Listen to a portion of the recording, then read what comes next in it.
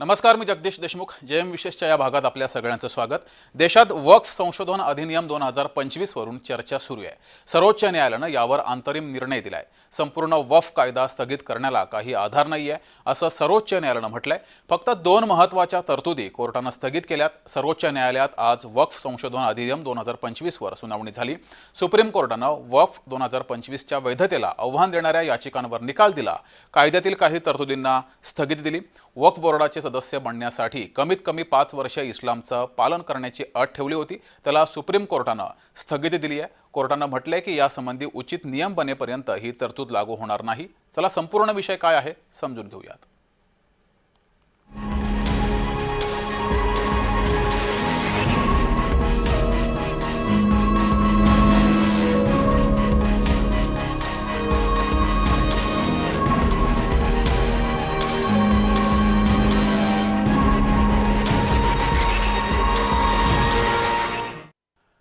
सुरुवातीला वक्फवरील मुख्य आक्षेप काय होते त्यावर एक नजर टाकूयात. आधी वक्फ न्यायाधिकरणाचा निर्णय अंतिम असायचा. आता उच्च न्यायालयात अपील करण्याचा अधिकार. वक्फ बोर्डाच्या दाव्यानंतर वक्फ मालमत्ता मानली जायची. आता वक्फ देणगी घेतल्याशिवाय कोणत्याही मालमत्तेवर अधिकार नसेल. महिला किंवा इतर कोणत्याही धर्माच्या सदस्यांचा समावेश नव्हता. वक्फ बोर्डात एक महिला आणि इतर धर्माचा एक सदस्य असणार. जिल्हाधिकाऱ्यांचे अधिकार मर्यादित. आता जिल्हाधिकाऱ्यांना वक्फ मालमत्तेच्या सर्वेक्षणाचा अधिकार दिला गेला.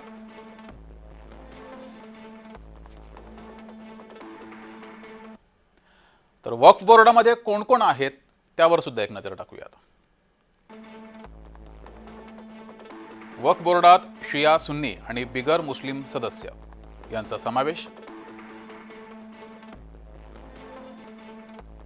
वक्फ बोर्डामध्ये 2 महिला सदस्यांचा समावेश हा केला होता.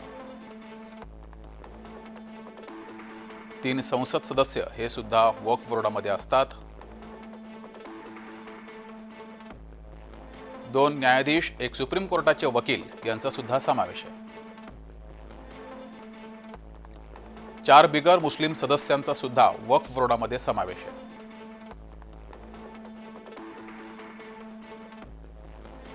तर 4 मुस्लिम सदस्य यांचाही समावेश. 4 पैकी 2 महिला सदस्य या बंधनकारक आहेत असाही नियम आहे. तर वक्फ कायद्याविरोधात न्यायालयात काही महिन्यांपूर्वी याचिका दाखल झाली होती. त्यावेळेस न्यायालयानं काय निरीक्षण नोंदवलंय त्यावर एक नजर टाकूयात. वक्फ सुधारणा कायद्याला सर्वोच्च न्यायालयामध्ये आव्हान दिलं गेलं.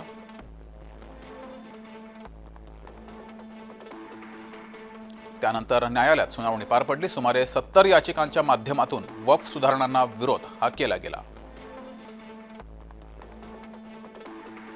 न्यायमूर्ती संजीव खन्ना, न्यायमूर्ती PV संजय कुमार आणि न्यायमूर्ती KV विश्वनाथन यांचं खंडपीठ निर्णय त्यावेळेस घेणार होते.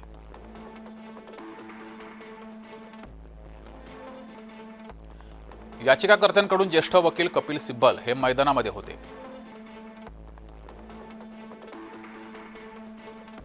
केंद्र सरकारकडून देशाचे महाधिवक्ता तुषार मेहता हे प्रतिवाद त्यावेळेस करणार होते.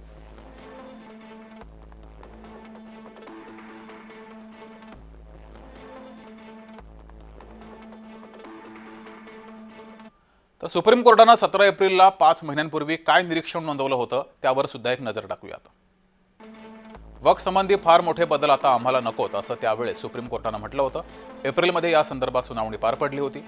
नव्या वक्फनुसार कुठलीही समिती नियुक्त होणार नाही असंही निर्णय हा सुप्रीम कोर्टानं दिला होता. सध्या परिस्थिती जैसे थे ठेवा असाही निर्णय एप्रिल महिन्यात सुप्रीम कोर्टानं दिला होता. केंद्र सरकारनं 7 दिवसात उत्तर द्यावं असं सुद्धा सुप्रीम कोर्टानं त्यावेळेस आदेश दिले होते. वक्फ बोर्ड किंवा परिषदेवरच्या नियुक्त्या नकोत असंही निरीक्षण नोंदवलं होतं. केंद्राकडून प्रतिसाद मिळेपर्यंत वक्फ मालमत्तेची स्थिती बदलणार नाही असंही निरीक्षण हे नोंदवलं होतं. वक्फ घोषित केलेल्या मालमत्ता डिनोटिफाईड केली जाणार नाहीत असंही निरीक्षण नोंदवलं होतं. ही एप्रिल महिन्यातली सुनावणी होती. वक्फ बोर्ड आणि केंद्रीय वक्फ परिषदेत कोणतीही नवीन नियुक्ती होणार नाही असाही निर्णय त्यावेळेस दिला होता. आणि आता 15 सप्टेंबर रोजी न्यायालयानं काय निर्णय दिलेला आहे तो पाहूयात. केंद्राचा कायदा संपूर्णपणे रद्द करण्यास नकार हा सर्वोच्च न्यायालयानं दिलाय। केंद्र आणि राज्य वक्फ बोर्डावर 3 पेक्षा जास्त बिगर मुसलमान नकोत हा सुद्धा निर्णय दिलाय। जमीन वक्फची आहे की नाही हे ठरवण्याचा अधिकार जिल्हाधिकाऱ्यांना नाही असंही निरीक्षण नोंदवलंय। जमिनीचा मालकी हक्क उच्च न्यायालयातच ठरेल असंही म्हटलंय। वक्फ बोर्ड परस्पर जमिनींवर नवीन मालकी प्रस्थापित करू शकत नाही असंही निरीक्षण नोंदवलेलं आहे। वक्फचा वकील होण्यासाठी 5 वर्षांचा अनुभव बंधनकारक नाही असंही निरीक्षण नोंदवलंय।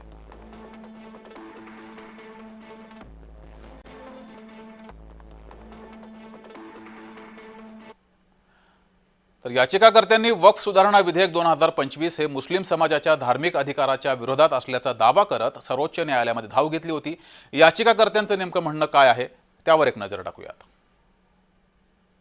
वक्फ का संशोधन आया 2025 का, उसको लेकर रोक लगाने को माननीय सर्वोच्च न्यायालय ने कहा कि इस पूरे कानून पर रोक नहीं लगाई जा सकती है। तो जाहिर सी बात है ये जनहित के लिए लाया गया कानून है और माननीय हमारे जो गृह मंत्री हैं उन्होंने भी सदन में कहा था कि हम शरिया के मामले में कोई बात नहीं कर रहे हैं। हम वक्फ बोर्ड को लेकर, जो बोर्ड हमारा बनता है वो संवैधानिक होता है, प्रशासनिक होता है। तो बोर्ड में जो 3 सदस्य को लेकर बात उठ रही थी बार बार कि उसमें गैर मुस्लिम नहीं आ सकते, उसको लेकर साफ तौर पर माननीय सर्वोच्च न्यायालय ने कह दिया है कि 3 सदस्य जो होंगे वो आप गैर मुस्लिम रख सकते हैं, क्योंकि ये वहां पर उसको बोर्ड को, वक्फ बोर्ड को चलाने के लिए, और जो सदस्य 3 होंगे वो गैर मुस्लिम लिए जा सकते हैं। तो उस पर कोई रोक नहीं लगाई है। तर वादाचे मुद्दे काय आहेत त्यावर सुद्धा एक नजर टाकूयात। वक्फ सुधारणा कायद्याला सर्वोच्च न्यायालयात आव्हान दिलं गेलं।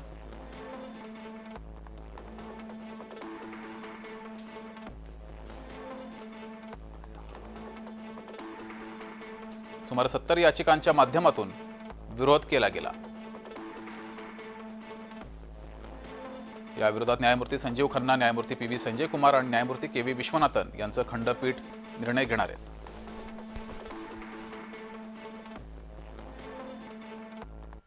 तर याचिकाकर्ते वकिलांचं नेमकं म्हणणं काय आहे ते पाहूयात। जो अनरजिस्टर्ड वक्फ यूजर है वो एक्ट के तहत प्रोटेक्टेड नहीं था, उसके बारे में बहुत क्लियरली कोर्ट ने स्टे ऑर्डर पास नहीं किया है, लेकिन उसके बारे में कुछ कहा गया है जजमेंट में, जो हम जब जजमेंट एक बार पढ़ लेंगे उसके बाद उस पर कुछ हम कह पाएंगे। बहरहाल ये ओवरऑल ये ऑर्डर काफी अच्छा है। चूंकि अभी एंट्री में स्टेज पर ये ऑर्डर दिया गया है, तो मैं समझता हूं कि एंट्री में स्टेज पे वक्फ के प्रोटेक्शन के लिए काफी अच्छा ऑर्डर है। तर यावर काही राजकीय प्रतिक्रिया आलेल्या आहेत त्यावर सुद्धा एक नजर टाकूयात। नहीं, सरकार डिसाइड कैसे करेगी? आप फ्रेम कैसे करोगे? रूल कैसे फ्रेम करोगे? आप कैसे तय करोगे कि कौन 5 साल से प्रैक्टिस कर रहा है? ये तो आस्था का विषय है, ये तो अंतर्मन की बात है। तो माननीय उच्चतम न्यायालय ने इन तमाम संवेदनात्मक पहलुओं को और छोटे छोटे पहलुओं को देखा है। तो मैं बहुत खुश हूं और मुझे अच्छा लग रहा है। एक बहुत बड़ी लड़ाई है इस देश में वक्फ की जमीनों को बचाने की, हम उस लड़ाई को लड़ते रहेंगे। पार्लियामेंट ने जो वक्फ संशोधन अधिनियम 2025 पारित किया, उस पर एक तरह से माननीय सर्वोच्च न्यायालय की मोहर है।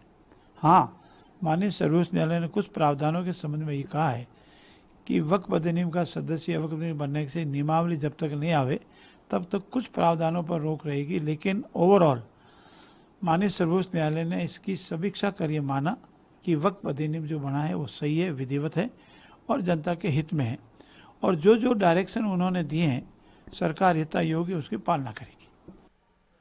तर वक्फवरून गेल्या काही दिवसांपासून राजकारण तापले। काही हिंदुत्ववादी संघटना आणि नेत्यांनी वक्फच्या संपत्तीवर आणि इतरही घटकांवर आक्षेप घेतला होता।